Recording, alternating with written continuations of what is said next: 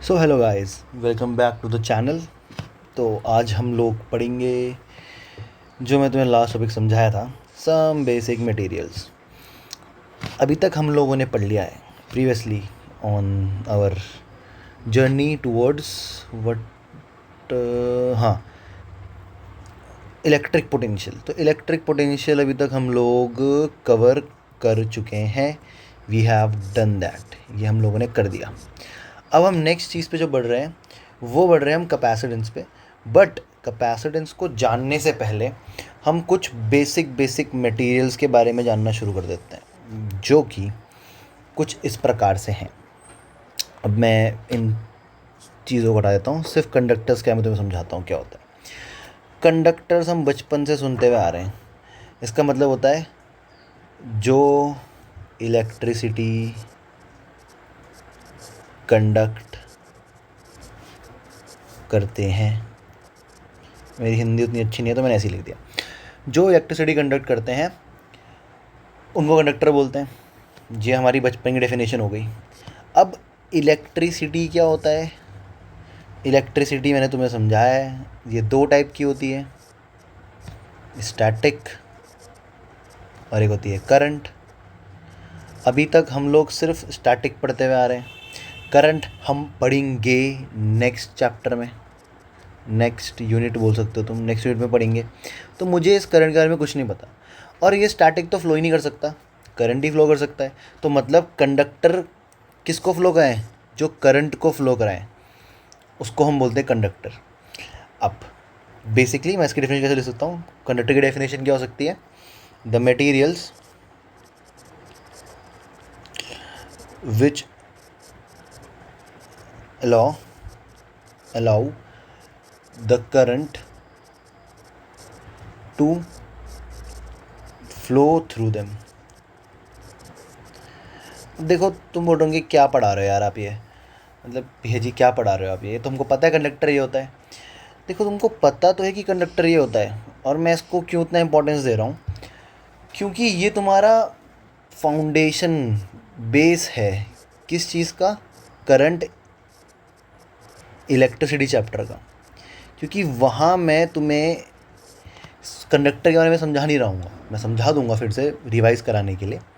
But तुमको अच्छे से ध्यान देना है एक चीज़ पे, जो तुम्हें ध्यान देना है वो ये है कि भाई जिस मटेरियल के थ्रू मैं ऐसा एक मटेरियल बना रहा हूँ, ये वायर ऐसी बना दी मैंने, इस वायर के थ्रू अगर करंट पास हो रहा है, करंट को रिप्रेजेंट करते हैं हम लोग आई से, अगर इस वायर के थ्रू करंट पास हो रहा है तो मैं इसे कंडक्टर बोल दूंगा। पर करंट पास क्यों होता होगा भाई? वाई? क्यों करंट फ्लो कर रहा है, करंट पास क्यों कर रहा है? देखो होता क्या है, हमारे पास बहुत सारे एलिमेंट्स होते हैं, ठीक है, बहुत सारे एलिमेंट्स होते हैं हमारे पास। हमने पढ़ा है केमिस्ट्री में, जो कि मेरी उतनी अच्छी थी नहीं कभी भी, पीरियोडिक टेबल। पीरियोडिक टेबल में मतलब मुझे नहीं पता कैसा होता है पीरियोडिक टेबल, मतलब ऐसा कुछ, मैं अगर स्ट्रक्चर बनाऊँ ऐसा कुछ होता है, ऐसे ही पढ़ते हैं ना, hydrogen, helium, lithium, beryllium, boron, carbon, nitrogen, oxygen, fluorine, whatever पढ़ते रहते। पर इतना मुझे पता है कि इधर को क्या बोलते हैं? पीरियड। और इधर को क्या बोलते हैं? ग्रुप। अब आप बोलोगे सर किस लाइन में आ गए आप, ये केमिस्ट्री पढ़ने लग गए फिजिक्स देख के? देखो भाई, फिजिक्स, केमिस्ट्री, मैथ, ये सब्जेक्ट हमने बनाए हैं, सब चीज़ें आपस में लिंक होती हैं। तो मैं तुम्हें लिंक करवा रहा हूँ केमिस्ट्री को इस फिज़िक्स से। कंडक्टर किससे बनता है? Conductor is made up of metals. Example copper, iron भी हो सकता है। एयू मतलब क्या होता है? गोल्ड। एजी मतलब शायद से सिल्वर होता है, एक्सेट्रा एक्सेट्रा, एल्यूमिनियम वगैरह कुछ भी हो सकता है। तो कंडक्टर अगर मेटल से मिलके बनता है तो मेटल के पास कुछ स्पेसिफिक प्रॉपर्टीज़ होनी चाहिए ना, कि वो करंट को कंडक्ट करा सकें। नॉन मेटल के पास वो प्रॉपर्टीज़ नहीं होती। वो प्रॉपर्टीज़ क्या होती हैं? उनको बोलते हैं हम लोग फ्री इलेक्ट्रॉन्स। बहुत ज़्यादा इंपॉर्टेंट है ये वाला पोर्शन, ये जो मैं लिखा है ना, फ्री इलेक्ट्रॉन्स। कंडक्टर में करंट क्यों कंडक्ट होता है, क्या रीज़न है उसका? उसका रीज़न है प्रेजेंस ऑफ फ्री इलेक्ट्रॉन्स। अब ये फ्री इलेक्ट्रॉन्स क्या होते हैं, व्हाट आर दीज, क्या होते हैं ये भाई, क्या होंगे ये? इसके लिए हमें हेल्प लेनी पड़ेगी पीरियोडिक टेबल की। अब देखो, सारे के सारे एलिमेंट इस पीरियोडिक टेबल में से लिस्टेड होते हैं। हमको एक चीज़ें पता है कि अगर मैं हाइड्रोजन का एलिमेंट बनाऊँ, एटम बनाऊँ, तो ऐसे बनेगा, बीच में न्यूक्लियस होगा और फर्स्ट शेल में एक इलेक्ट्रॉन होगा। और न्यूक्लियस कैसा होता है, पॉजिटिवली चार्ज होता है, इलेक्ट्रॉन नेगेटिवली चार्ज होता है। ये डिस्टेंस बहुत कम है इन दोनों के बीच में, ये दोनों चार्जेस हैं। और हम अभी तक हम लोग पढ़ के ये आ चुके हैं कि अनलाइक चार्जेस क्या करते हैं आपस में, बोलो अट्रैक्ट। अनलाइक चार्जेस करते हैं अट्रैक्ट। तो ये दोनों अट्रैक्ट कर रहे होंगे एक दूसरे को, इसलिए एटम की डेफिनेट शेप है। तो मैं इस इलेक्ट्रॉन को बाहर नहीं निकाल सकता हाइड्रोजन में से। फ्री इलेक्ट्रॉन क्या होते हैं, जो इलेक्ट्रॉन फ्री हो गए, जो फ्री में घूम रहे इधर से उधर, जो अपने एटम से बाउंडेड नहीं है, उसको बोलते हैं फ्री इलेक्ट्रॉन। तो जब फ्री इलेक्ट्रॉन होंगे और वो फ्री इलेक्ट्रॉन इसके अंदर से ट्रैवल कर रहे होंगे, अब देखो चार्ज ट्रैवल कर रहा है तो कौन सी इलेक्ट्रिसिटी होती है, वो करंट इलेक्ट्रिसिटी। मैंने क्या बताया था, चार्ज जब रुका है तो स्टैटिक, जब ट्रैवल कर रहा है तो करंट। तो चार्ज मतलब क्या, इलेक्ट्रॉन। प्रोटॉन तो ट्रैवल करेगा नहीं, इलेक्ट्रॉन ट्रैवल कर रहा है तो उसका मतलब है करंट प्रोड्यूस हो रहा है। अब ये मैं डिटेल में अगले चैप्टर में समझाऊंगा। मैं तुम्हें कंडक्टर समझा रहा हूँ क्या होता है। देखो कंडक्टर है छोटी सी चीज़, पर उसके माइक्रो लेवल पे जब हम उसको स्टडी करते हैं तो इट्स वेरी डीप। अच्छा खासा कंसेप्ट है इसमें, बहुत मतलब इतना कोई हार्ड भी नहीं है, इंटरेस्टिंग है अगर तुम इंटरेस्ट लेके पढ़ोगे तो चीज़ों को। ये होता है, अगर मैं डाउन द ग्रुप जाता रहूँ, मेरे को हर एक एलिमेंट तो नहीं पता, पर मैं डाउन द ग्रुप जाता रहूँ तो मेरा जो मेटेलिक कैरेक्टर है, मेटेलिक कैरेक्टर वो इंक्रीज़ होता है, बढ़ता रहता है। ये हमको पता है, केमिस्ट्री में तुमको पता होना चाहिए। अगर मैं पीरियोडिक टेबल पढ़ूंगा तो उसमें वही बहुत चीज़ होती है, इलेक्ट्रॉन एफिनिटी होती है वगैरह वगैरह वगैरह, बहुत सारी चीज़ होती है। पर हमें इतना पता है कि डाउन द ग्रुप जब जाएंगे हम तो हमारा मेटेलिक कैरेक्टर बढ़ेगा। मेटली कैरेक्टर बढ़ेगा मतलब मुझे नीचे मेटल्स मिलेंगे, मेरे को नीचे जो लेंथेनाइट एक्टिनाइट सीरीज़ होती है मुझे उसमें मेटल्स मिलेंगे। तो भाई मेटल में ऐसा क्या है, मैंने बोला फ्री इलेक्ट्रॉन, तो बता दो फ्री इलेक्ट्रॉन क्या होते हैं। जब मैं डाउन द ग्रुप जाता हूँ तो एक एक शेल ऐड होता रहता है, एडिशन ऑफ शेल, ये होता रहता है डाउन द ग्रुप। अब कोई मेटल है, मान लो एक्स मेटल है, ठीक है, मैं डाउन द ग्रुप गया, मुझे एक्स मेटल मिला, ये उसका स्ट्रक्चर है। उसका एटम बड़ा होगा, क्यों, क्योंकि जैसे ही मैं ग्रुप में डाउन डाउन जाता रहूँगा तो एटम का साइज़ बड़ा होता रहता है, एक एक शेल ऐड होता रहता है, एडिशन ऑफ शेल होता रहता है। तो मैं बोलूँगा कि ये रहा न्यूक्लियस, ये एक शेल, ये दूसरा शेल, ये तीसरा शेल और ये चौथा शेल। भाई बहुत ही गंदा डायग्राम बन गया, sorry sorry sorry sorry for my drawing. ऐसे ऐसे और आखिरी में एक शेल हो गया हमारे पास। अब एक इलेक्ट्रॉन यहाँ पे मान लो, ये प्रोटॉन है, यहाँ पे भी इलेक्ट्रॉन होंगे, दो शेल भरेंगे, 2 8 ऐसे करके 2 8 8 8 18 जो भी भरता है हमारे पास ऑर्डर जो भी होता है उसमें सारे शेल भरेंगे। और मान लो यहाँ पे एक इलेक्ट्रॉन बच गया आखिरी में। अब ये इलेक्ट्रॉन इस प्रोटॉन से डिस्टेंस क्या है इसका, काफ़ी ज़्यादा है। मतलब अगर ये प्रोटॉन, एक प्रोटॉन तो नहीं, मतलब जो भी न्यूक्लियस में प्रोटॉन है वो इन इलेक्ट्रॉन पे, जो आसपास इलेक्ट्रॉन है ना, मैं अलग से कर सकता हूँ, इन इलेक्ट्रॉन्स पे जो अंदर अंदर के शेल पे इलेक्ट्रॉन है उन पे ज़्यादा फोर्स लगा रहा होगा, पर इस बाहर वाले पे क्या करेगा, कम फोर्स लगेगा, क्योंकि डिस्टेंस ज़्यादा है। ये डिस्टेंस क्या है, इट इज़ ग्रेटर डिस्टेंस। तो अगर फोर्स का फॉर्मूला होता है 1/4πε0 Q1 Q2 bye are square, तो मतलब F is inversely proportional to R square. अगर डिस्टेंस बढ़ेगा तो फोर्स कम हो जाएगी। This is the basic concept, inverse square law ही बोलते हैं इसको हम लोग। तो भाई अगर डिस्टेंस बढ़ गया तो फोर्स कम हो गई। तो अगर मैं इसको एक्सटर्नल एनर्जी दूं, इस इलेक्ट्रॉन को मैंने दी एक्सटर्नल क्या एनर्जी, ये कौन देता है हमारा करंट इलेक्ट्रिसिटी में, ये देती है बैटरी। बैटरी ने इसको एक्सटर्नल एनर्जी दी तो इलेक्ट्रॉन भाई साहब फ्री हो गए यहाँ से, ये बन चुके हैं अब ये आम इलेक्ट्रॉन नहीं रहे, ये बन चुके हैं फ्री इलेक्ट्रॉन। तो फ्री इलेक्ट्रॉन का जो कंसेप्ट है वो यहाँ से आता है। देखो मैं तुम्हें कहाँ से कहाँ ले गया, सिंपल डेफिनेशन से तुम लोगों को मैं ले गया सीधा केमिस्ट्री के पीरियोडिक टेबल में, और तुमको मैंने समझाया कि किस तरीके से इलेक्ट्रॉन फ्री होता है। तो जिस भी मेटल में से ये इलेक्ट्रॉन बाहर निकल जाएगा वो मेटल क्या कंडक्ट कराएगा, वो मेटल कंडक्ट कराएगा करंट। तो फ्री इलेक्ट्रॉन क्या करते हैं, करंट कंडक्ट कराते हैं। अब थोड़ा और डिटेल में, कंडक्टर ही तुम डिटेल में समझना, बाकी कुछ डिटेल में समझने की ज़रूरत नहीं है। अब कंडक्टर में भी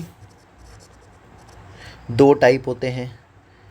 तुम बोलो बिल्कुल सर जी पता है, गुड कंडक्टर और बैड कंडक्टर। ये होते हैं ना, गलत।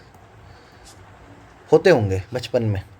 कंडक्टर में कोई ऐसे गुड बैड टाइप नहीं होते, ठीक है। कंडक्टर में एक होता है सॉलिड, जिसको मैंने कैटेगराइज किया है, एक होता है एक्वस, मतलब ये बुक में तुम्हें नहीं मिलेगा, मैंने कैटेगराइज खुद ही किया उसको। सॉलिड में सारे के सारे मेटल्स जो कंडक्ट करते हैं इलेक्ट्रिसिटी वो आ जाते हैं। और कंडक्ट क्यों करते हैं? फ्री इलेक्ट्रॉन की वजह से कंडक्ट करते हैं इलेक्ट्रिसिटी। एक्वस में क्या होता है?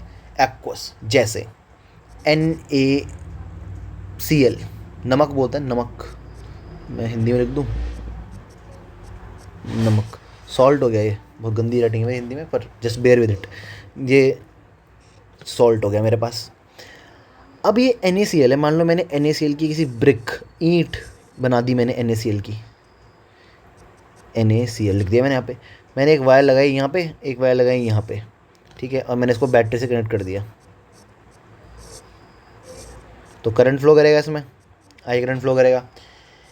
क्या करंट यहाँ पहुँचेगा? नहीं ना भाई, पहुँच नहीं सकता। इसके ये जो NaCl है ये ब्रिक की फॉर्म में, इट इज़ अ इंसुलेटर, या फिर मैं बोल सकता हूँ बैड कंडक्टर है, ठीक है। बट अगर मैंने इस NaCl को पानी लिया, H2O, उसमें मैंने इसको डिज़ोल्व कर दिया, तो अब ये किस में ब्रेक हो चुका है? जब मैं इसके अंदर NaCl डालूंगा, Na पॉजिटिव और Cl नेगेटिव, क्या बन गए इसके? आयंस, इनको बोलते हैं आयंस। एक अनायन हो गया, कटायन हो गया, ठीक है। अब आयंस, अब जब मैं इस पानी में वायर लगाऊंगा ना ऐसे करके करंट फ्लो कराने के लिए, तो उसमें से करंट फ्लो हो जाएगा, पर इसमें से करंट फ्लो नहीं होगा। इसका मतलब क्या है कि वो मटेरियल जो, जिनके पास फ्री आयंस हो, फ्री इलेक्ट्रॉन नहीं, इसको हम आयंस बोलेंगे, घुमा फिरा के इलेक्ट्रॉन्स ही होते हैं, मैं आगे समझाऊंगा अच्छे से करंट इलेक्ट्रिसिटी चैप्टर में। पर बेसिकली जिनके पास फ्री आयंस हो, वो चीज़ें क्या होती हैं, वो भी करंट को फ्लो करा सकती हैं, और ये पोलर सॉलिड में डिजॉल्व हो जाएंगे, और अपने सॉलिड स्टेट में ये नहीं होगा पॉसिबल। जब ये सॉलिड रहेगा तब ये करंट फ्लो नहीं कराएगा। तो मुझे यहाँ लिखना पड़ेगा NaCl, और हम लिखते हैं ना केमिस्ट्री में नीचे छोटा सा AQ, aqueous solution. Got it.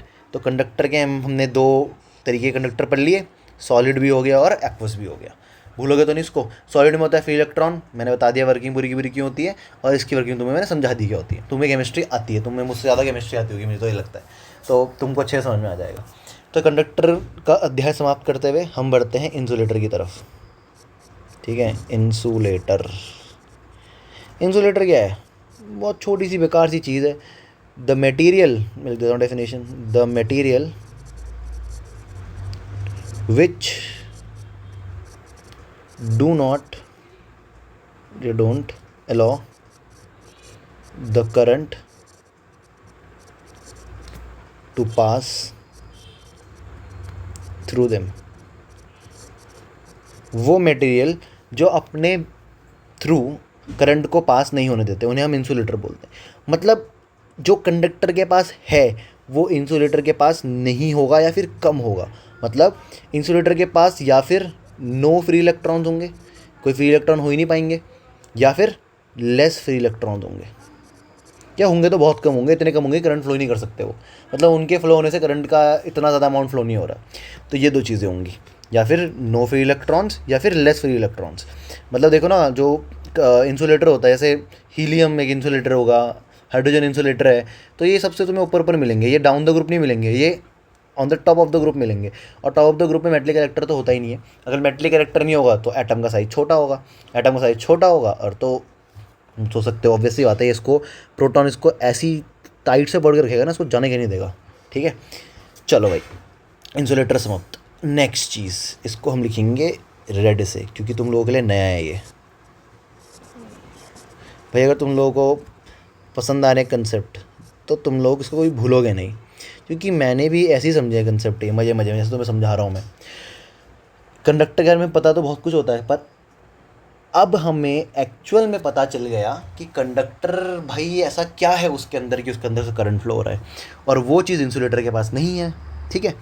अब डाइलेक्ट्रिक क्या आता है भाई? ये डाइलेक्ट्रिक कुछ इंपॉर्टेंट भी है, ये है क्या? ये डाइलेक्ट्रिक वो मटेरियल होते हैं, दीज आर दोज मटेरियल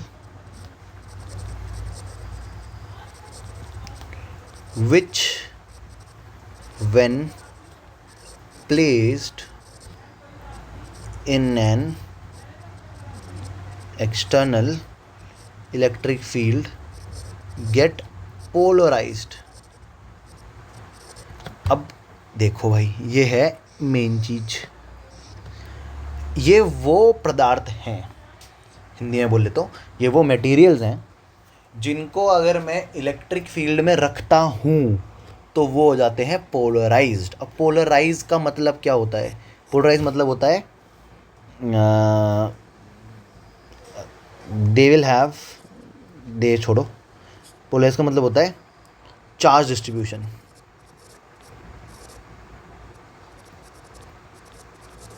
अब ये होता क्या है, मैं तुम्हें सिंपल शब्दों में समझा रहा हूँ।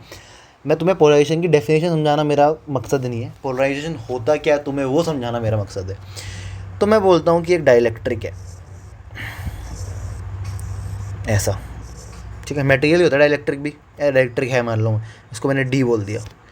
अगर इस डाइलेक्ट्रिक को मैं एक इलेक्ट्रिक फील्ड में रख देता हूँ, मान लो मैंने एक तरफ एक प्लेट लगाई है, इस प्लेट पे पॉजिटिव चार्जेस बहुत सारे रखे हुए हैं और इस प्लेट पे बहुत सारे नेगेटिव चार्जेस, नेगेटिव बन जा भाई साहब, नेगेटिव चार्जेस रखे हुए हैं।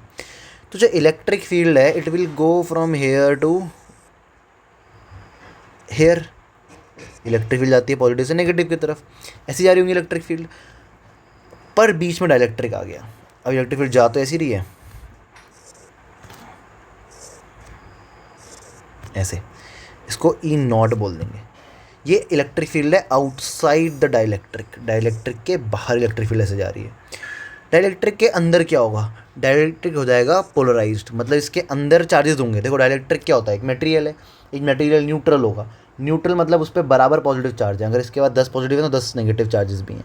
तो क्या करेंगे, इसके पॉजिटिव चार्जेस सारे के सारे यहाँ आ जाएंगे, सॉरी नेगेटिव चार्जेस सारे के सारे इसके यहाँ आ जाएंगे और इसके पॉजिटिव चार्जेस आ जाएंगे यहाँ पे, जिसकी वजह से क्या होगा, इसके अंदर अपनी एक इलेक्ट्रिक फील्ड प्रोड्यूस हो जाएगी जो कि ये होगी, इसको बोलेंगे ई इन, ठीक है।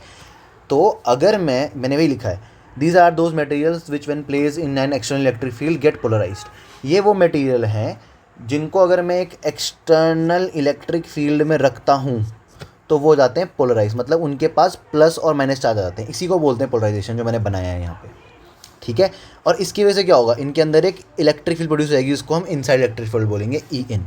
इसका बहुत इंपॉर्टेंट यूज़ है, ये फिगर भी इंपॉर्टेंट है, मैं आगे भी पढ़ाऊंगा, ये तुम कैपेसिटर में पढ़ोगे अभी, जो बिल्कुल हमारा नेक्स्ट टॉपिक होगा। इतना समझ में got it.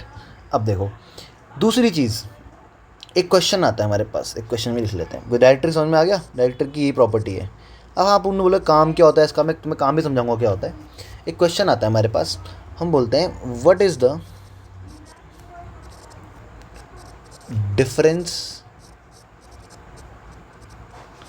Between an insulator and dielectric. एक इंसुलेटर और डाइलेक्ट्रिक में डिफरेंस क्या होता है, ये तुमसे ऐसे पूछ सकते हैं कि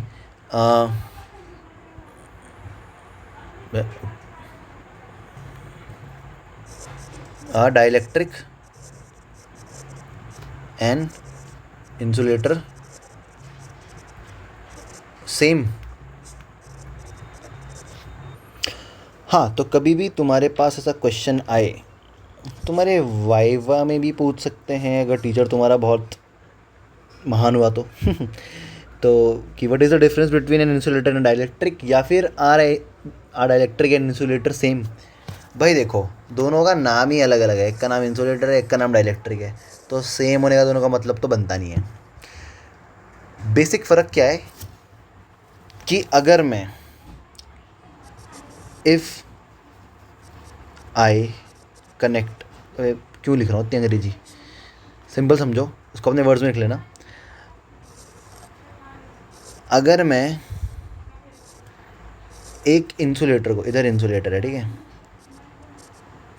ये इंसुलेटर का डायग्राम है और इधर डाइलेक्ट्रिक है। अगर मैं एक इंसुलेटर और डाइलेक्ट्रिक से करंट पास कराना चाहूँ, आई इंसुलेटर और डी डाइलेक्ट्रिक से, तो दोनों से ही करंट पास नहीं होने वाला है। तो मतलब dielectric don't allow electric current to pass through it. Dielectric अपने थ्रू इलेक्ट्रिक करंट पास नहीं होने देता है, ठीक है। दूसरा, अगर मैं किसी इलेक्ट्रिक फील्ड के अंदर, इधर पॉजिटिव इलेक्ट्रिक नेगेटिव क्यों, एक इलेक्ट्रिक फील्ड के अंदर मैं अगर इंसुलेटर रख दूं, ऐसे इलेक्ट्रिक फील्ड जा रही होगी ना, तो कोई फ़र्क नहीं पड़ता इसको, it will not get polarised. But अगर मैं किसी डाइलेक्ट्रिक को एक इलेक्ट्रिक फील्ड के अंदर रख देता हूँ, एक्सटर्नल इलेक्ट्रिक फील्ड के अंदर, तो वो हो जाएगा, इट विल गेट पोलराइज्ड। इसमें विल नॉट लगा दो, इसमें विल लगा दो। तो ये फ़र्क है दोनों का, और सिमिलैरिटी भी है, डिफरेंस भी है ना मज़ेदार चीज़। चलो, हमारे पास कंडक्टर, इंसुलेटर्स एंड डाइलेक्ट्रिक के बारे में हो गया। अब हम लोग जो स्टार्ट करेंगे नेक्स्ट लेक्चर से, वो करेंगे कैपेसिटर या कैपेसिटेंस, ठीक है। पूरे फिज़िक्स में, ट्वेल्थ क्लास की फ़िज़िक्स में हमें 4 इलेक्ट्रिकल डिवाइसेस पढ़ने हैं, गिनती के 4। तुम लोगों ने ये चीज़ पढ़ रखी है पहले से। इसको क्या बोलते हैं? रजिस्टर। जो तुम्हें मैं ये पढ़ाता हूँ, ये क्या होता है? सेल। तो इसका नाम होता है बच्चों रजिस्टर, इसका नाम होता है सेल, इसका नाम क्या होता है? इसका नाम होता है कैपेसिटर, जो हम कर पढ़ेंगे। और एक और चीज़ होती है प्यारी सी दोस्तों, वो होता है ये, इसको बोलते हैं हम इंडक्टर। इन्हीं चारों चीज़ों पे पूरी फिज़िक्स तुम्हारी इलेक्ट्रोमैग्नेटिज्म तक और एसी तक टिकी हुई है, ऑल्टरनेटिंग करंट तक। रजिस्टर के पास क्या होगा? रेजिस्टेंस। क्या होता है? पढ़ाऊँगा नेक्स्ट चैप्टर में। सेल के पास क्या होगी? ईएमएफ, ये भी पढ़ाएंगे नेक्स्ट चैप्टर में। कैपेसिटर के पास क्या होगा? कैपेसिटेंस, ये पढ़ाएंगे हम अगले लेक्चर में। इंडक्टर के पास क्या होगा? इंडक्टेंस, ये पढ़ाएंगे हम लोग तुम्हें म्यूचुअल इंडक्शन में। तो गिनती के तुमको 1 2 3 4 डिवाइसेस पढ़ने हैं। तुमने इसमें महारत हासिल कर ली तो तुम्हारे फिजिक्स के न्यूमेरिकल भी हो गए, समझो, ठीक है। अब इन द नेक्स्ट चैप्टर और in the next lecture I will say हम लोगों को पढ़ना है किसके बारे में? अरे भाई साहब, कितना गंदी गंदी लाइन बन गई है। ये देखो मेरी टेक्निक बिल्कुल स्ट्रेट बनेगी, स्ट्रेट। नेक्स्ट लेक्चर में हम लोग शुरू करेंगे, यहाँ से हम शुरू करेंगे कैपेसिटर से। कैपेसिटर क्या होता है, ठीक है, ये सब चीज़ें हम लोग पढ़ेंगे। Till then bye bye.